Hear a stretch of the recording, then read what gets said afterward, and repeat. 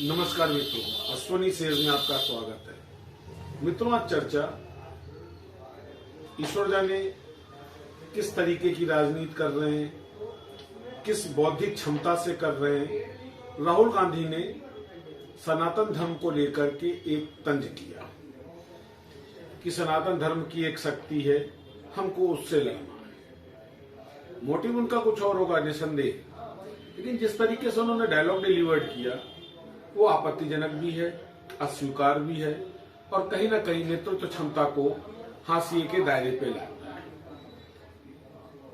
Just इसके साथ ही स्वामी प्रसाद मौर्य का एक बयान आया। उस बयान को लेकर मुकदमा एक दर्ज हुआ जिसमें उन्होंने मां लक्ष्मी के प्रति कुछ अपशब्द कहे थे। मित्रों, सवाल ये उठता है, क्या भारत के चुनाव आयोग को इस तरीके के बयान नहीं दिखाई पड़ते? क्या इस तरीके की पार्टियां और नेता प्रतिबंधित नहीं होने चाहिए?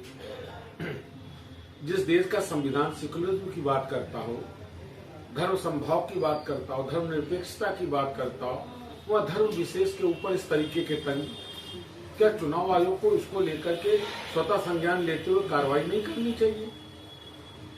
जहां एक तरफ लगभग विपक्ष सनातन के विरोध में खड़ा है, भाजपा सनातन का पक्ष ले रही है। क्या सनातन का विरोध और सनातन का पक्ष ही हिंदुस्तान की राजनीति का मूल आधार है? जबकि जब राजनीतिक पार्टियां रजिस्टर्ड होती हैं तो शायद उनको इस बात की शपथ देनी पड़ती है कि कभी वो धर्म संबंधित कोई भी टीका टिप्पणियां और राजनीति नहीं करेंगी। परंतु हिंदुस्तान में राजनीति का आधार ही सनातन हो गया है। विपक्ष केवल इस बात पे अड़ा कि तथाकथित अल्पसंख्यकों के नाम पे बहुसंख्यकों का विरोध करना, क्या ये उचित है? और अगर ये उचित है या नहीं भी है तो इस मामलों को लेकर चुनाव आयोग इतना शांत क्यों है? क्या चुनाव आयोग स्वयं मौका दे रहा है कि इस तरीके की बातें हो, राजनीति के ये आधार बने? मित्रों, बड़ा गंभीर प्रश्न है। मैं पार्टियां जितनी दोषी है उससे कहीं ज्यादा मेरी नजर में ये दोष चुनाव आयोग का सिद्ध होता है। सीनियर आईएएस, सीनियर अधिकारियों को चुनाव आयुक्त बनाया जाता है। एक गरिमामय पद है, एक संवैधानिक पद है। चुनाव आयोग के अधिकारी संविधान की शपथ लेते हैं, तो क्या संविधान की शपथ लेते वक्त उनको संविधान के सेक्युलर स्वरूप को समझ में नहीं आना चाहिए? क्यों नहीं ऐसे नेताओं के प्रति चुनाव आयोग कठोर कार्रवाई करता है जो धर्म विशेष के चरित्रों को लेकर इस तरीके की टीका टिप्पणी करते हैं? आप ओवैसी को देखिए, किस तरीके के कमेंट आते हैं। आप स्वामी प्रसाद मौर्य को देखिए, आप साउथ के कमेंट्स देखिए।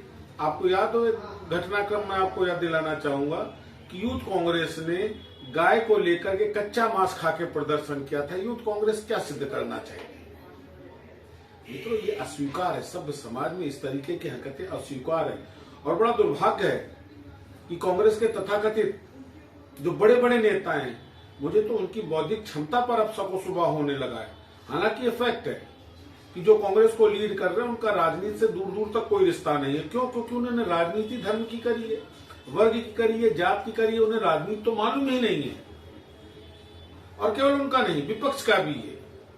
2012-14 चाय वाला एक मुद्दा बन गया, 2019 चौकीदार एक मुद्दा बन गया और चलते चलते इस बार लालू जी ने एक मुद्दा दे दिया परिवार।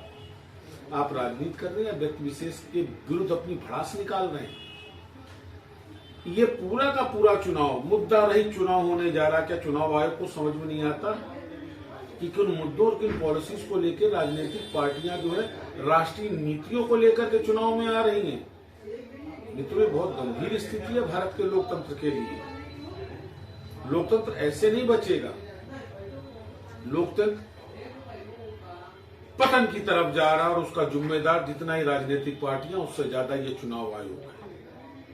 क्योंकि चुनाव आयोग अपनी नैतिक जिम्मेदारियों के निर्वहन में मेरी समझ में सक्षम है या नहीं, मैं इस पर तो सवाल नहीं उठाऊंगा, लेकिन सफल नहीं है। इस बात को चुनाव आयोग के अधिकारियों को समझना पड़ेगा कि धार्मिक, जाति विशेष, वर्ग विशेष पर टिप्पणी करने वाले नेता, उनसे संबंधित पार्टियां अविलंब बैन की जानी चाहिए। तो इस तरीके की राजनीति को हिंदुस्तान के संविधान में कहीं जगह नहीं है। मित्रों, फिर ऐसे ही मुलाकात करूंगा आपके साथ आकर। नमस्कार।